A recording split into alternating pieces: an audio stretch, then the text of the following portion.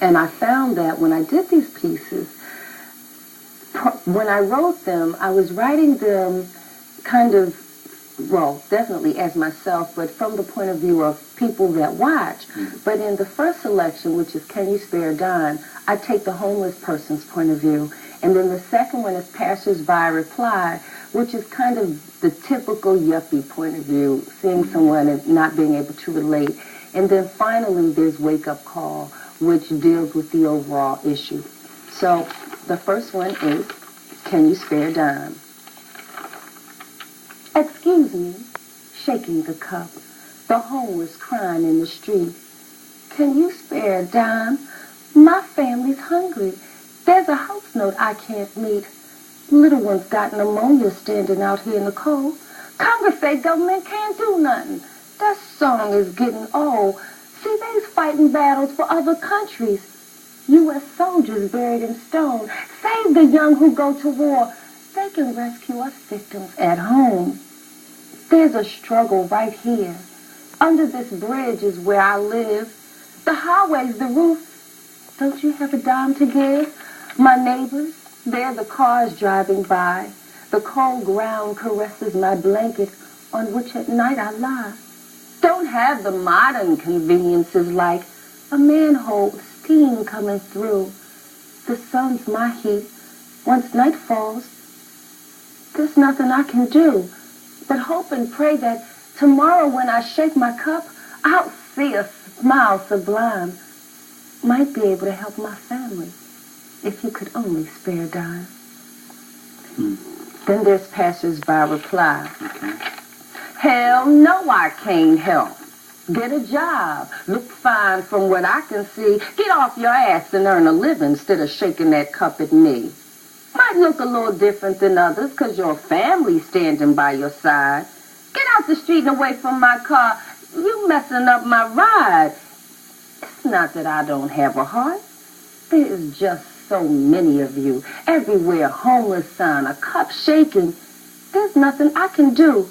Because if I gave to everyone who claimed to be without during the course of my business day, might end up on the corner down from you. It'd be my rent I can't pay. I'll try to be more caring and maybe take the time to listen to the needy when they ask, can you spare a dime? And then Wake Up Call. There are several wars going on in this country. Homelessness is just one of many. The uninsured, border babies, handguns, drugs, incarceration. It's quite uncanny that a country who was the leader in the Cold War, nuclear weapons to wipe out countries, homes on the moon, live people who can't shop at a store. Rather, eat out trash cans, live on corners, die without a roof overhead. Is this a democratic society? Maybe socialism's better instead, because at least the people are considered into the funds that run the land, not governmental crises, wars abroad, and only crossing big businesses' hands. Those of you in office need to read your job description, which states you're fighting for us all. Review our country's welfare. You need a wake-up call. Look around at all the constituents you represent. Their votes count as well. Next election might end up a little different. Only time will tell. For us to see if you're really doing your job. While some beg for a dime, no one would have to deal with this plague if you would only take the time to notice that for every one you see, there's more, a million, that could be any one of us at all. This is a severe alert and warning. Wake up, America. This is your wake-up call. Beautiful. Now, what you've just done was 3 poems. What do you call them? Trilogy? Yes. And the first one, Can You Spare a Dime? Can You Spare a Dime? And the second one, Passers-by Reply. And the third one was Wake Up Call. They all connected.